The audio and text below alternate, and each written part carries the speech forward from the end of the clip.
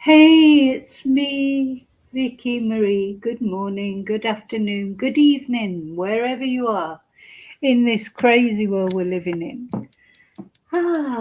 Well, oh, forgot to turn the phone down again. I always get the notification through on my phone as soon as I start a live.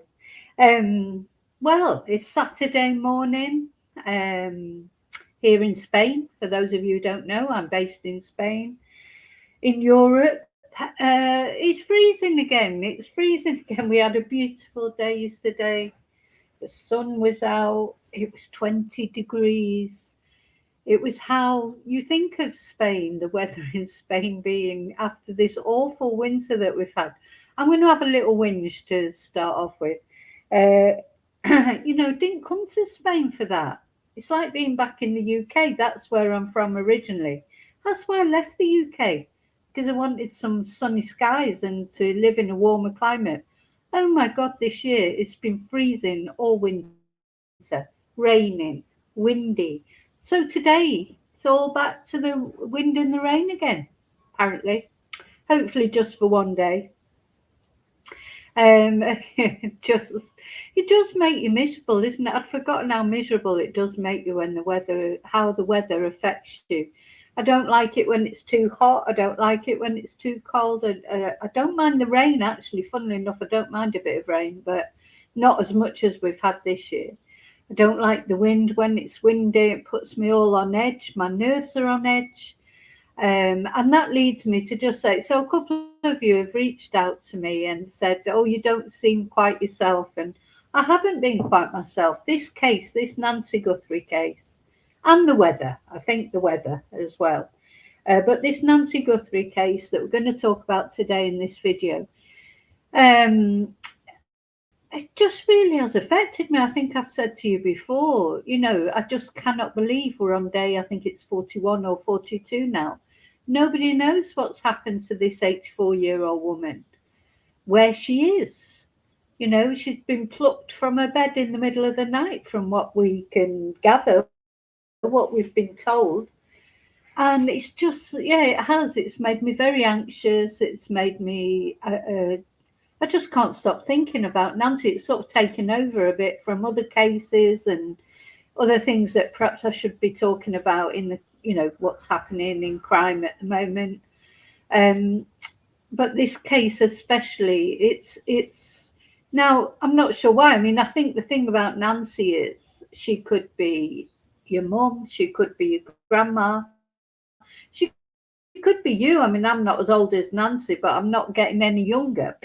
I'm not going backwards in age. So, you just feel as you get older, you do get so much more vulnerable, don't you? It's like children are very vulnerable, and then you become an adult and you're still vulnerable. And as a woman, you're always a bit vulnerable. But everybody's vulnerable up to a point. Nobody's 100% safe. You've always got to think of your safety and think about how to protect your house and things like that, protect your family. You've always got to think about it, but you go through a period of when you stop being a child, you become an adult. You're least vulnerable then because as a young adult you're still quite vulnerable because you put yourself in dangerous positions more, don't you? When you're a young adult, you sort of probably go out more at night and put yourself in positions where maybe you're more vulnerable in that sense. But you can, you're less vulnerable. And I didn't know until I started concentrating on true crime that apparently over 60 is the most likely people to become victims of serial killers. This is David Wilson who said this. He's a criminologist. He's quite often on the telly. Um, Women over 60 are most likely to become victims of serial killers. That really surprised me because you always think of serial killers killing young women, don't you? Or well, serial killers, they don't only kill women, of course, or young men, or targeting people like that. So it's a real surprise, I think, that's coming out about this case as well. It seems to surprise a lot of people. Like, people can't get their head around that as well. Someone might have an sex interest with an elderly person. I'm not saying this is what's happened in Nancy's case, but it's a possibility. And it happens more often than you think. But I think the reason people don't talk about it in the media, because maybe it's not as glamorous. You know, the mainstream media, they're quite salacious, aren't they? You know, they love to have, you know, a picture of an attractive person, woman normally, you know, and make a big thing of it.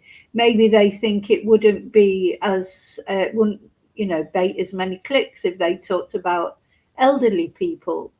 And then, of course, there's children who are, so children and elderly people are more vulnerable, the most vulnerable in our society. I think that's why this thing about Nancy has got to me so much as well. Just what sort of a person, oh gosh, this person, whoever's done it, and we don't really know what they've done yet. I mean, have they murdered Nancy? Has she died by accident? Is she still alive somewhere? All we know is she's missing. We don't know definitely. We've all got our opinions, all got our views on maybe what happened to Nancy, but nobody knows, do they? And it's that mystery, isn't it? It's that mystery, and that she was vulnerable, and that she was just sleeping in her bed. You know, you can't do anything more normal than that. You should be safe in your own home. The thought of somebody, that man, how terrifying. This is what look, I can feel myself getting upset actually, and I shouldn't get upset because I've got to put my psychic shield around me. The thought of waking up in the middle of the night and that man is looking at you in his ski mask, etc. What a vile, horrible person to do this, whatever he's done.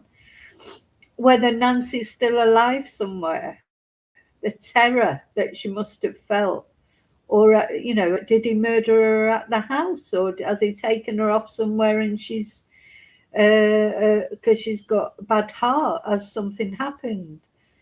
You know, what has he got in that rucksack? As you know, I'm just totally fascinated with what that rucksack is carrying, full to the, you know, packed full of something. We don't know what was he taking to that scene that meant he was taking a great big rucksack full of stuff. That is really, you know, sort of fascinating me. You know, what burglar takes a rucksack full of stuff? Sorry, my necklace has fallen off. I didn't have it on properly. A great rucksack full of stuff to a burglary. You know, or were there things in there that were going to help him carry Nancy away? You know, it's just a horrible thought of what's in there. Anyway, what we're going to talk about in this video is, here we are, as I say, 41 days in, something like 41, 42, feels about 442 days in. And yeah, the last couple of days have been interesting, haven't they? Because the sheriff did an interview referring to the person as a suspect, singular, leading us to believe this is a lone wolf. I think it's one person. I don't think there's more than one person involved. I never have, right from the beginning. I think this is one person. I have no idea what, you know, I think it was a targeted attack, but I don't know why. And then Sheriff Nanos, he also said that they had a motive, that they knew the motive for this occurrence. What is the motive? But he didn't share with us what the motive was. But he said, we think we know the motive.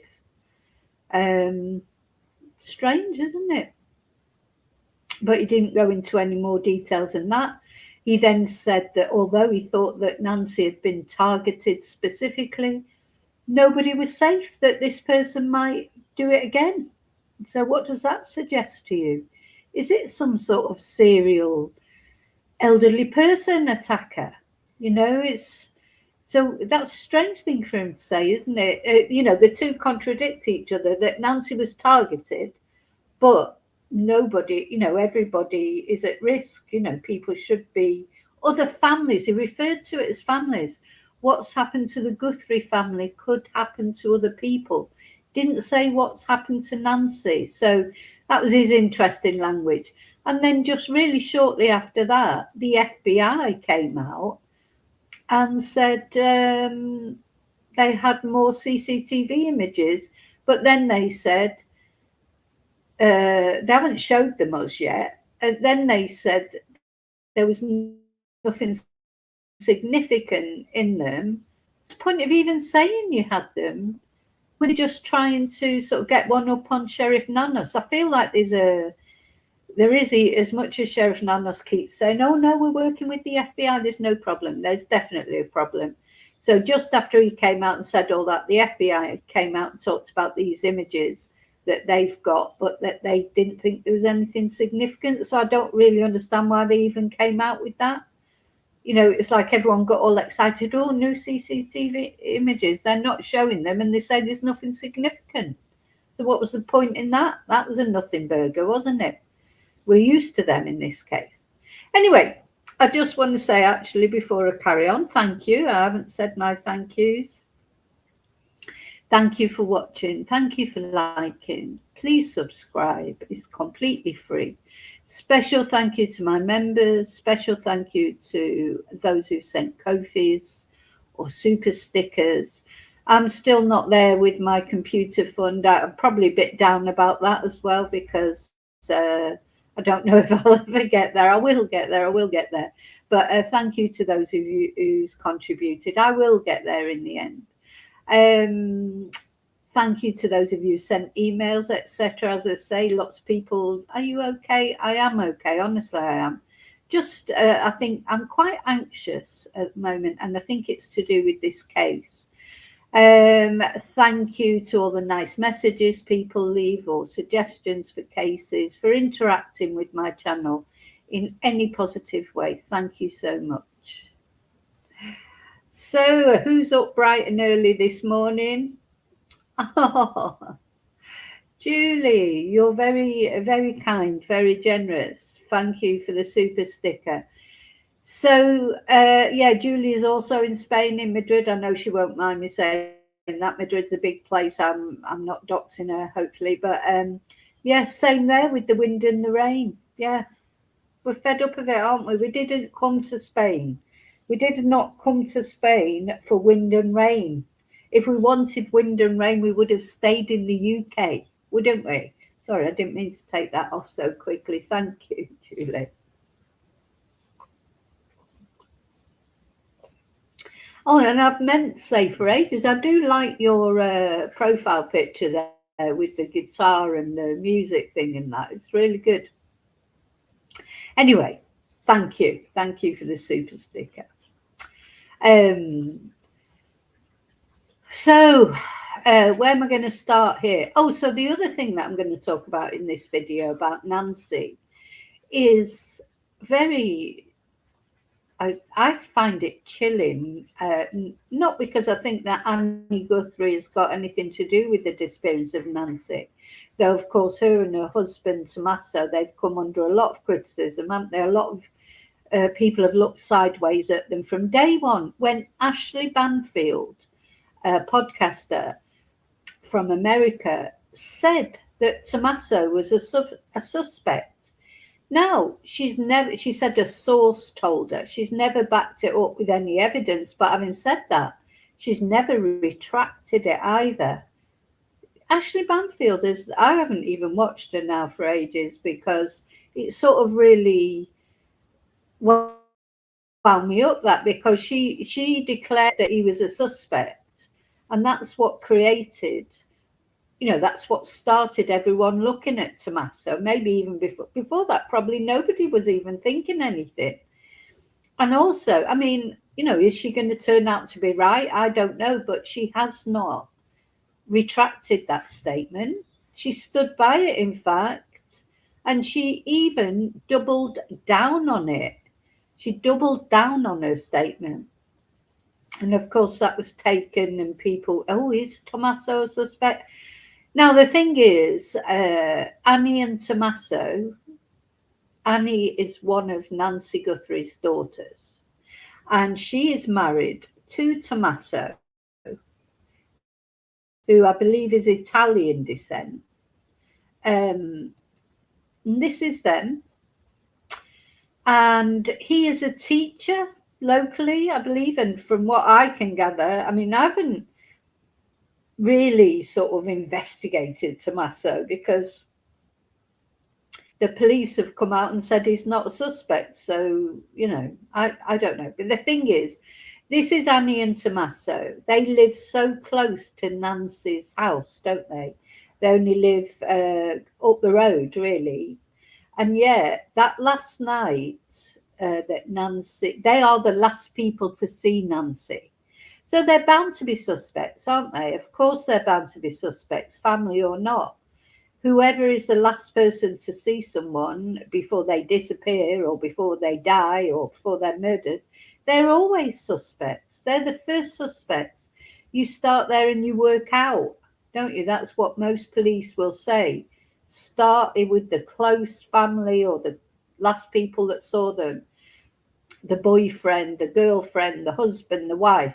Work out and then clear them first and then look at other suspects. That is probably a law of policing, isn't it? So Nancy, and it was odd. I still think it is odd that apparently Nancy went in an Uber to Annie and Tommaso's house, but came back for a very short trip, and it's fine. You've got an Uber. You think, well, maybe they wanted to have a drink and they didn't want to drive or whatever. Fine, but she didn't come back in an Uber. She came back. Tommaso brought her back to the house, apparently. And we've got, you know, the garage door opened. She apparently entered through the garage. A lot of people are saying because Nancy supposedly had mobility problems, she couldn't have got in the garage that quick. Anyway, we don't know about that. But Tommaso was the last person to see her alive. So I think it's pretty logical that he's going to be investigated, both of them, because Nancy was at their house the day before she disappeared, wasn't she? So we have to think of it in the beginning, they will have been investigated. So their car was seized, their house was forensically searched. We don't know if anything was found. Presumably not, because later on then, good old Sheriff Nanos said that the family and their spouses were cleared as suspects, didn't he? But the problem with him is we don't believe anything he says. So even though he came out and said that, because he's already said so many conflicting things, I don't think anyone really believed it, you know. And the other thing is, Annie and Tommaso's car, they still haven't got it back. Whereas the other people that were actually detained, like Luke Daly and Carlos, I don't know if Carlos's car was ever even taken, but Luke Daly's car was taken, but he's got it back. So why have Annie and Tommaso not got their car back yet? You know, this is another thing. Now, some people are saying that the thing is the FBI, they will dismantle a car when they're, you know, looking at it for forensic purposes. They'll practically take the whole car apart. So it just takes time to put it back together again to make it okay to give back to Annie and Tommaso. Maybe that's the case. We don't know. Because although the sheriff came out recently and, you know, talked a load of word salad again, he hasn't, you know, confirmed any. Oh, here's Riley. Riley's come to say hello, hello, Riley. Hello, Riley. He hasn't confirmed anything about the car. So maybe he should have said something. If he wants, you know, if he's saying that Tommaso and Annie are cleared, maybe he should say, well, yeah, they're cleared. We just need to put the car back together. Or maybe the FBI needs to come out and say that. They don't really come out and say anything of any value, do they? You you know, when Sheriff Nanos did his latest interview, you know, he didn't really come out with anything of any value. He says something and then he says, oh, you know, but that's our belief. Other people might have other beliefs, but that's our belief, as if he's dealing with beliefs like we are. We're dealing with opinions, you know, on the internet. He's not dealing with opinions. He's supposed to be dealing with evidence, he said. So why is he not just saying why is he saying that's what I believe or that's my belief? Shouldn't be his belief. It either is or it isn't. Anyway, that's my, you know, thing with Sheriff Nanos. And that's the problem. Nobody believes in what he says. So when he cleared the family, I don't think anybody believed it. That's the problem. But of course, you know, apparently I was reading today, and again, this is just my belief. No, this is not my belief. This is what I read, that Savannah Guthrie is really angry with Ashley Banfield. So Savannah, of course, is the other daughter, and Savannah is the famous daughter who is a news anchor on NBC. She's supposed to be returning to the show soon. She's the one that's done most of the appeals, hasn't she? She's been on every appeal except for one that was made by Cameron, the brother. And then she's made a couple of appeals for help from the public on her own, you know, like just her, not even with the other siblings. Annie hasn't done any appeals on her own, as far as I know. But then they showed that strength, that sort of signal of unity when they all went out and they went to Nancy's house to look at the growing sort of memorial. People are going to Nancy's house and leaving tributes, flowers, cards, paintings. Yesterday, people were leaving all sorts of things. And the Savannah, Annie, Tommaso went out together, hugging each other. Annie was audibly upset. You could hear her crying. And that was but Cameron wasn't there, but Cameron might have had to go back to his job or whatever, we don't know the circumstances there.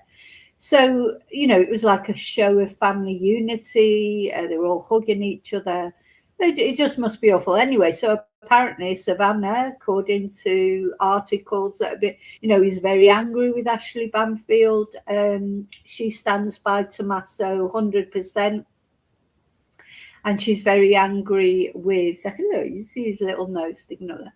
She's very angry with Ashley Banfield for saying that. I mean, Ashley shouldn't have said it.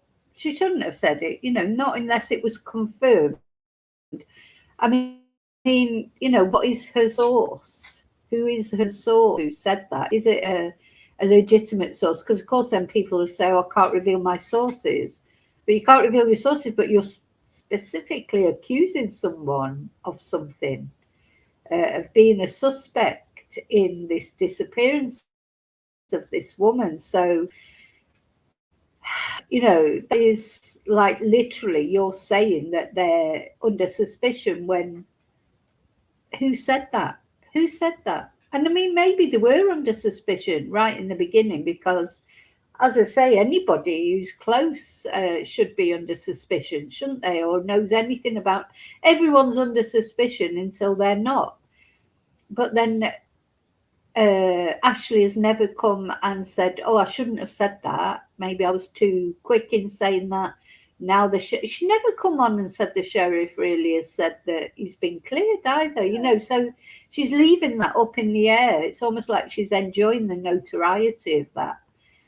Which is not good. So anyway, it turns out that in 2015, Annie, I think when she was at university, wrote a poem called The Missing and presented it. And we're going to have a look at that video in a moment. And I just found that chilling because it's a good job you can't look into the future, really, isn't it? Because in 2015, 11 years ago, I did not know the relevance that she'd written a poem about the missing.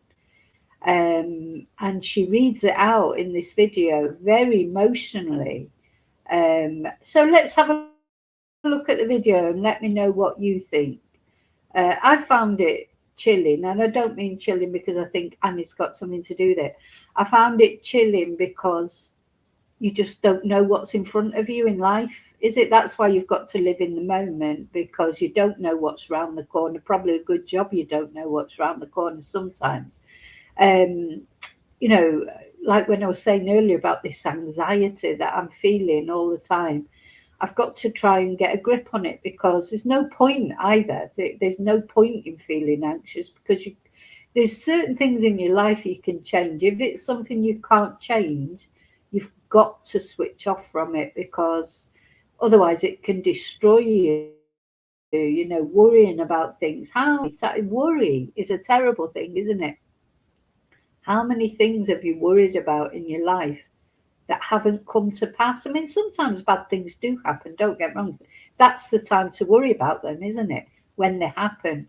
Like how long do we worry about things before they've even happened, before it's even happened? It's very difficult, isn't it? It's almost like as human beings, we're designed to worry. I don't know, unless we're psychopaths. You know, it mustn't, perhaps it's quite nice being a narcissist or a psychopath, because you never worry about anything, do you? You just do your thing, you know, like sometimes being more empathetic. It's difficult to cope with, because I find I'm up at night now with the war and everything, and thinking about all that and worrying about all the people and what they're suffering through, and I can't do anything about it. You know, and that's why you've got to, you get up in the morning, if you've not got bombs falling on you, it's a miracle these days. You know, you get up in the morning, you make your coffee, you do your routine or whatever. You've got to be grateful for those little things, that you've not been displaced, or, you know, you're not waking up to your city in flames, or from that orange Pratt in the White House and the other horrible Pratt in Israel.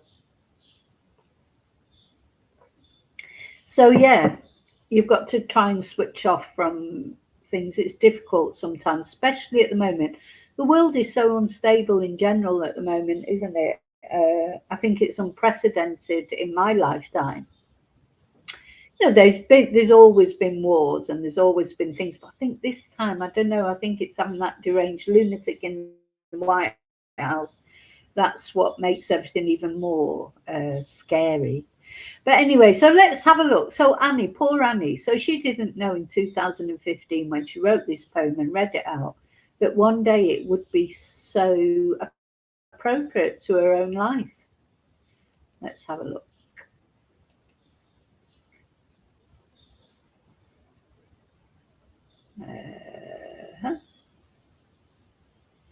So this poem is called Dear Missing. And it seemed to have been written as maybe if it was some sort of project. I'm not sure why it was written.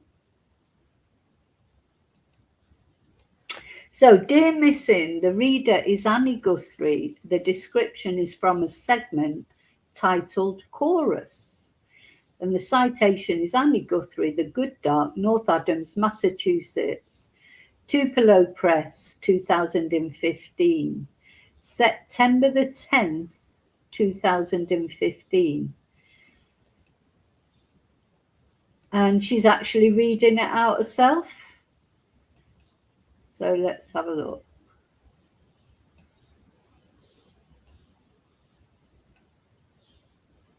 So yeah, I find it very poignant, because she didn't know that in 10 years, 10, 11 years, her mum would go missing.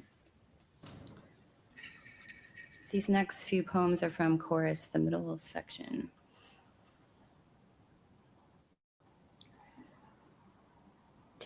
Dear Missing, a channel by land that gestures and doesn't touch. The water rushing shelter. The form of the shore is lost to the counting of sand, The count is lost to the sound. If I could, I'd rearrange us, shove selves, shell letters, shelve us, water surfacing itself inside ourselves, as ever as yours. No, I don't know. Did she write that, or is this a poem?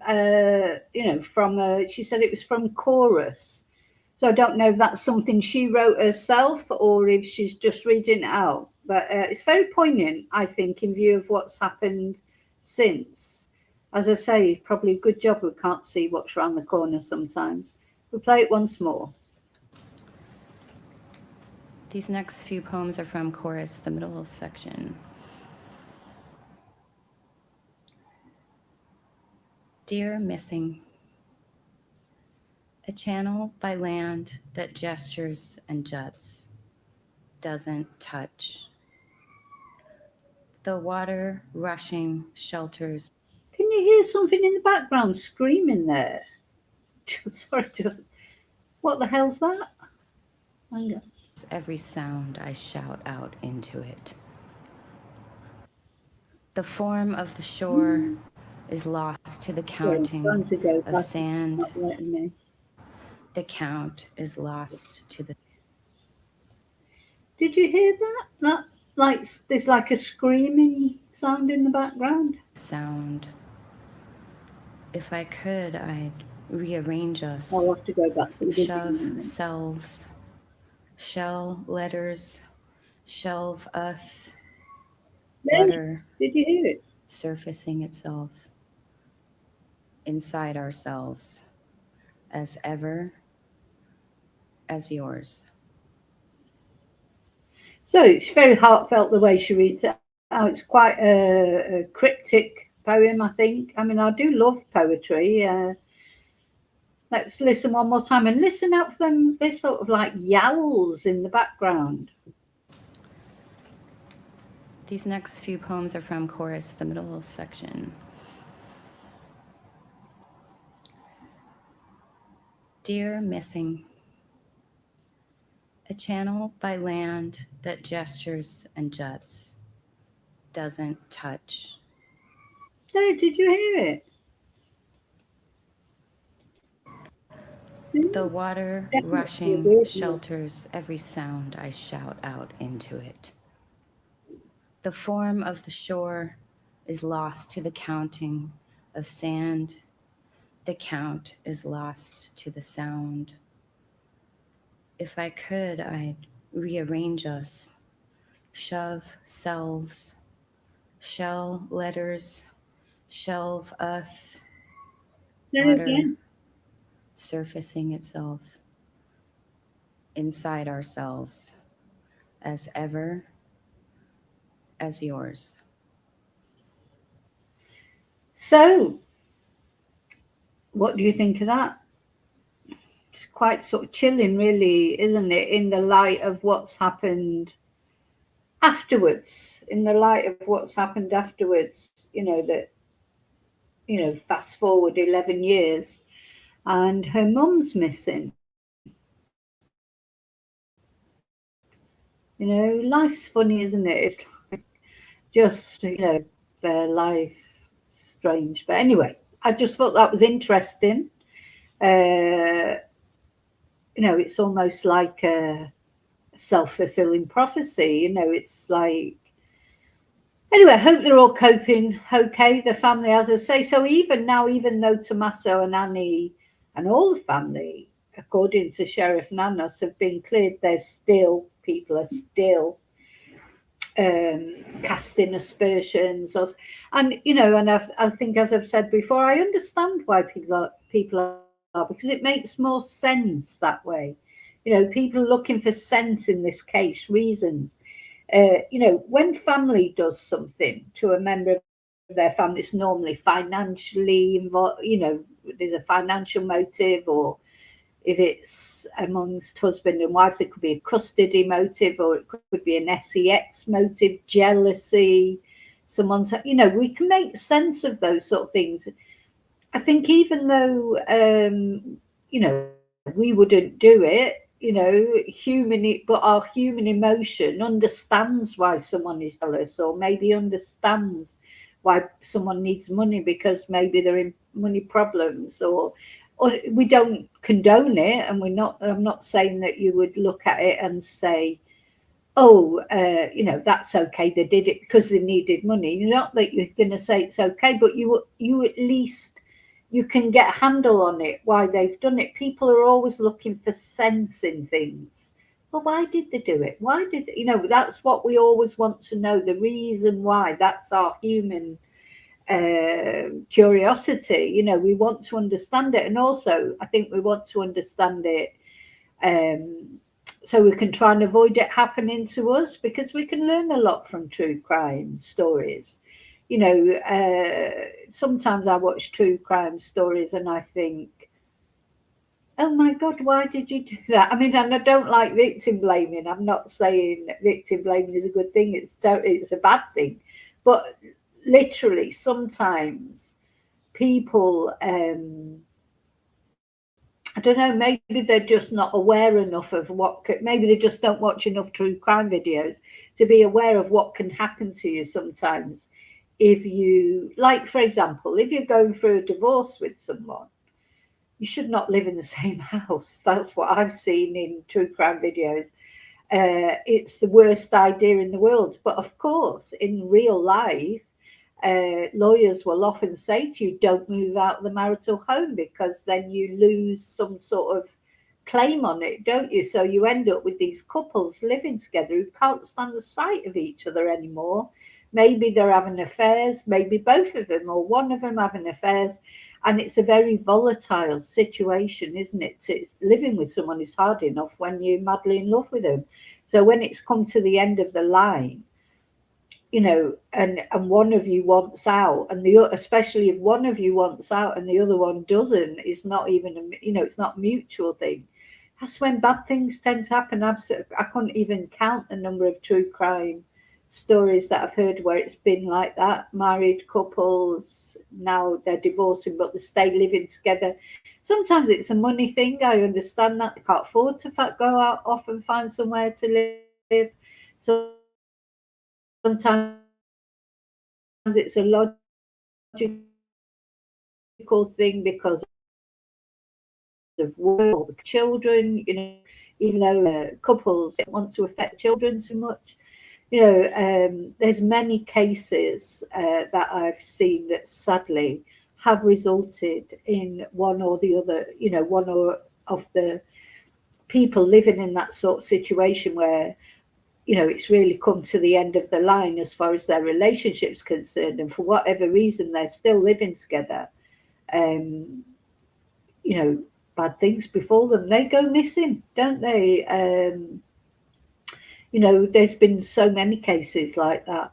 So, you know, I don't know what the answer to that is, because if you're not in a financial position where you can just go and rent somewhere else when you've got nobody to go and stay with, but I would definitely recommend to people, once you've split up and made your decision, you need to get out there for your safety and for your children's safety if you've got children, because that is the most dangerous time, isn't it, when a relationship breaks up. And you know, I understand it must be so difficult, but you know, it's necessary, isn't it? You know, I know from my own history from many years ago when I was stalked by an ex-partner.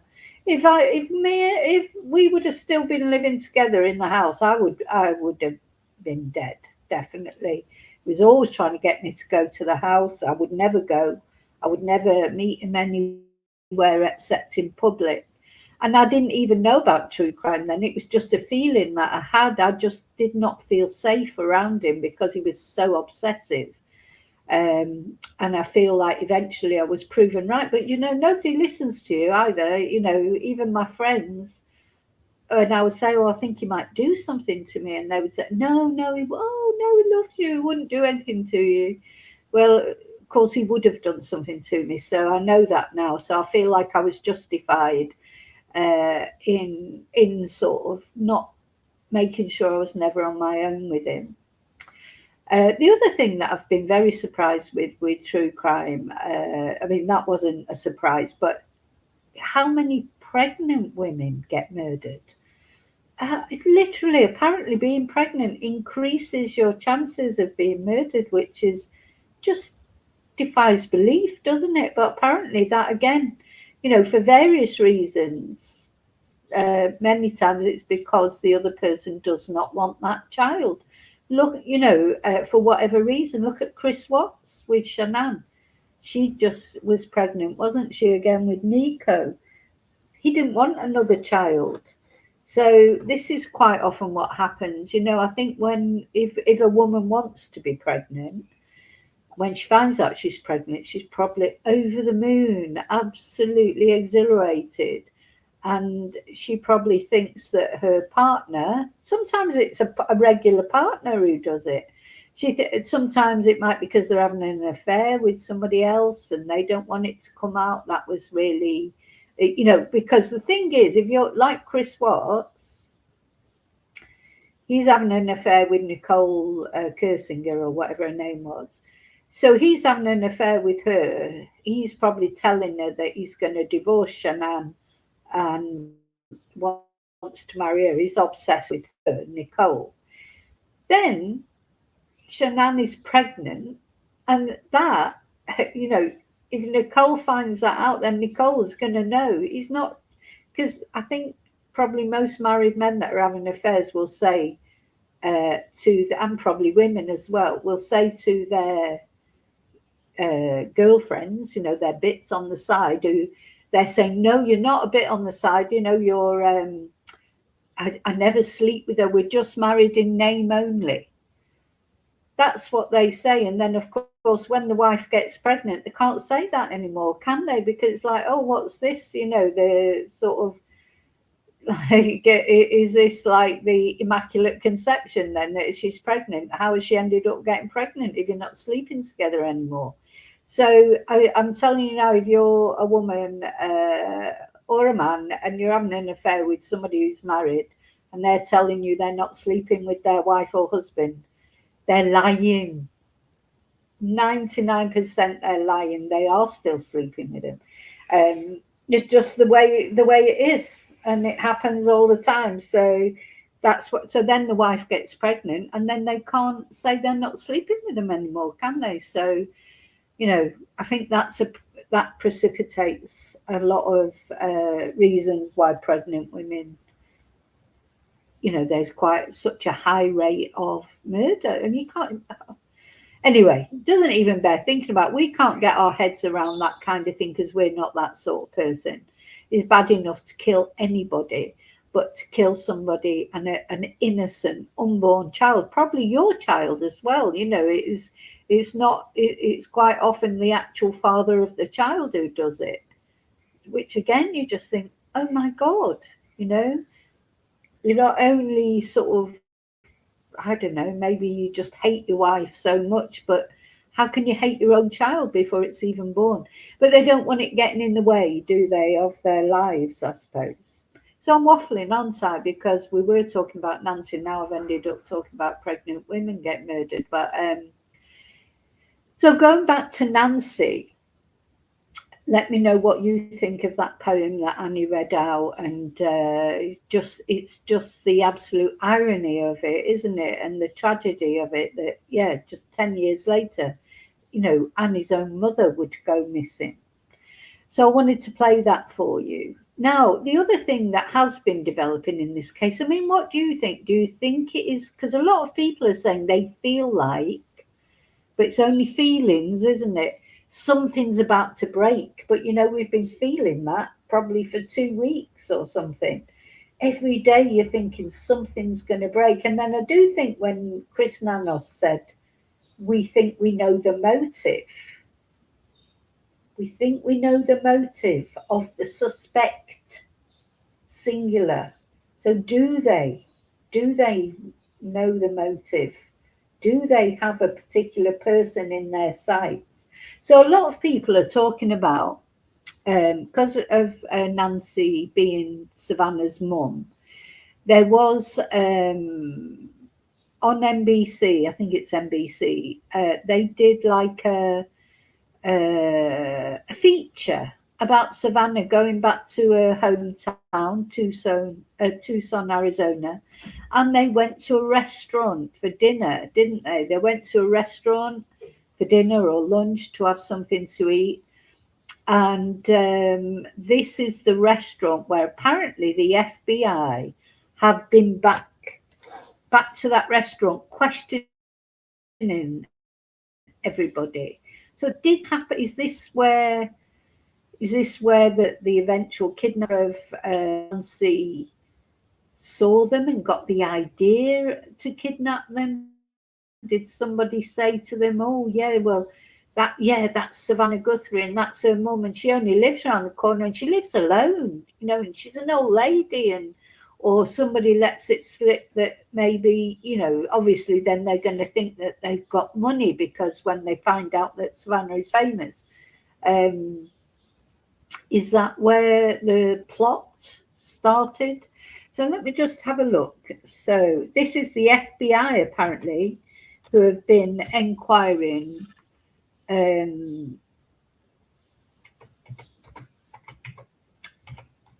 you know, interviewing people.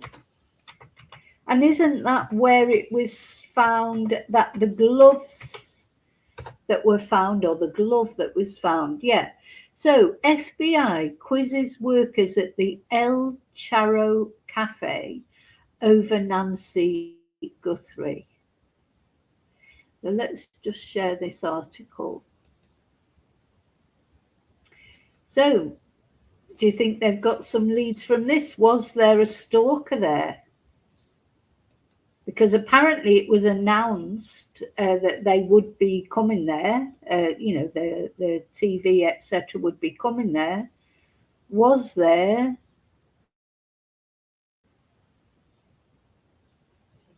Just make sure it's sharing. It'll come up in a minute, hopefully.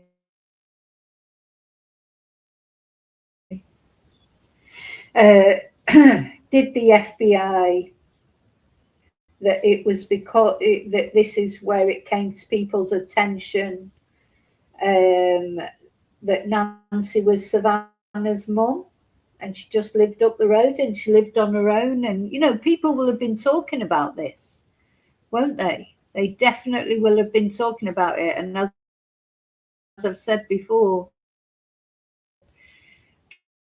careless talk costs lives. You don't know who might be talking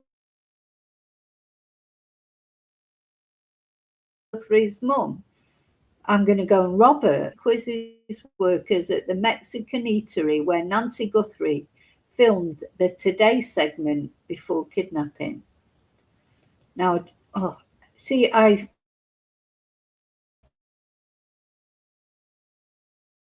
this is that. I'm going to play this video actually. Look at that rucksack. I am totally obsessed with this rucksack. What is in it? I analyzed this video and I'm going to share with you some of the things that really popped out at me. The first thing that I look at as a behavioral analyst is I want to see their actual structure, their body.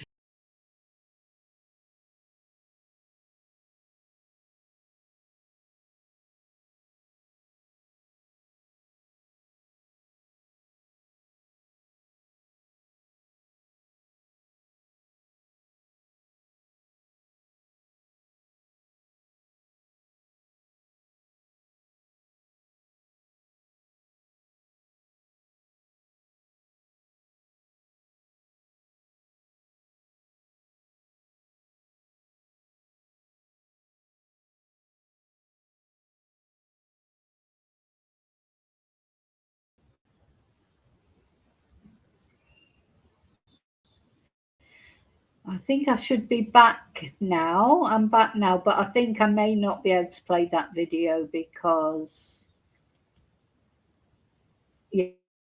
yeah, I'm not going to try and play the video because that's what seems to make it glitchy. So I'm just going to read it out. I'm going to read out the article. Oh. Or shall I try one more time? Let's see.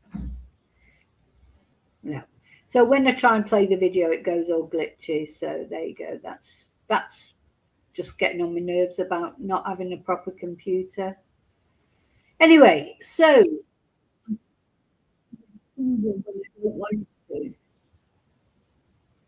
comes on when I don't want it to, and when I try and play it, it goes off. Can I stop it? So, FBI agents have reportedly quizzed employees at the Mexican restaurant where Nancy Guthrie filmed a Today Show segment with daughter Savannah just months before she was kidnapped. So, apparently, federal agents showed up at the restaurant to ask if workers recalled seeing anyone suspicious while the Guthries were there filming. So what do you think? Do you think, anyway, in addition to any dodgy characters, workers were also asked if there was anyone who wanted to take pictures or who got angry or who was lingering around in a creepy way. So, of course, we don't know what the answers were. So the restaurant was one of several places featured in the October segment. So October, so not that long ago, that the feds have returned to as the hunt for the missing grandmother has continued. So the El Charro Cafe is a historic downtown Tucson site, and they shared the footage of the segment being filmed there. So apparently the Guthrie family have been regulars at this restaurant for ages. I'm going to get a photo up about it in a minute, a photo of the restaurant. And the chef, Carlotta Flores, told this is the New York Post I'm reading from, told the Post the Guthrie family had been regulars for years. And she said, I have absolutely nothing to say but wonderful things about their family. If you think about your grandmother, that's the way Nancy is. She's a humble, proud mom who only wants good things for her family. She's proud of her children, and she just happens to have a daughter who is in the limelight. So let's get a picture up of this. El Charro Cafe. So apparently the Guthrie families, or one of their favourite restaurants, a historic downtown Tucson site. I'm going to try and get a picture up. I mean, what do you think? Do you think that it's possible there's any connection there? You know, we saw that other video that was done. El Charro Cafe downtown. Let's have a look. Website.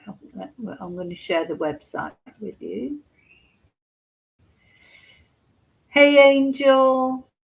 Hi, Daniel.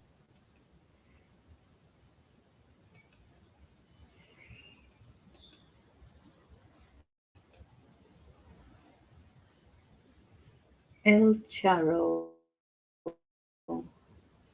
So this is the restaurant. Let me just make sure it's sharing. God, everything's gone black on here again. Yeah, the internet's not enjoying itself today.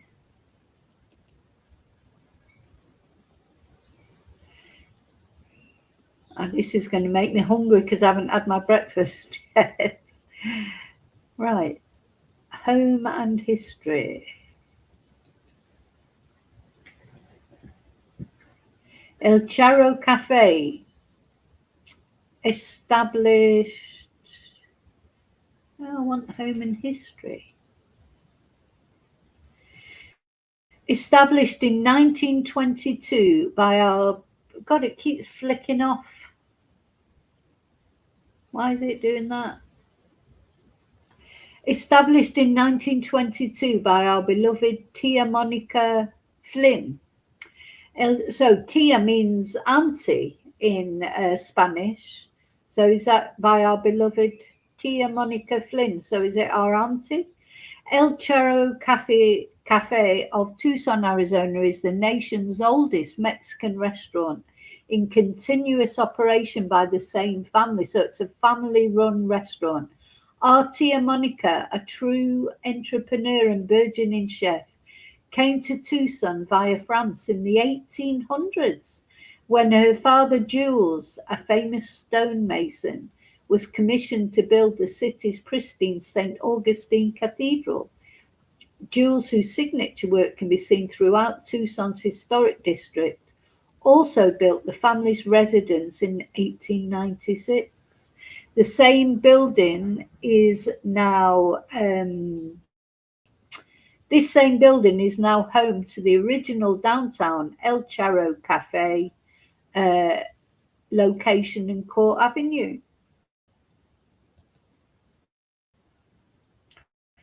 So, you know, this is, I was looking for some pictures, but there you go. There it is. As I say, it's going to make me really hungry. Look at that food. It looks absolutely gorgeous. Need to go and get some breakfast soon. Oh, it's ships. It says El Charro Cafe offers a wide variety of northern Mexican and Tucson-style Mexican dishes, from enchiladas to tamales to mini chimis, and their insanely delicious food has been hailed by everyone from Bon Appetit to the New York Times to Nation's Restaurant News, which named it as one of America's 50 most iconic restaurants.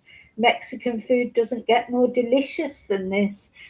And now it's shipping nationwide.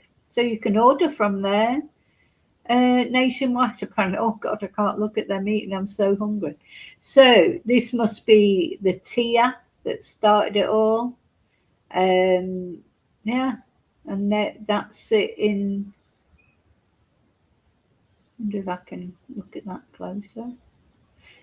Yeah, this is it in olden days, El Charro.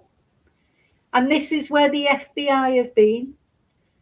Oh, gosh, food looks gorgeous. Oh. This is where the FBI have been chatting to people and trying to find out if anything strange happened when Savannah took her mum, Nancy, and they did that televised, this is it now, I think. They did that televised...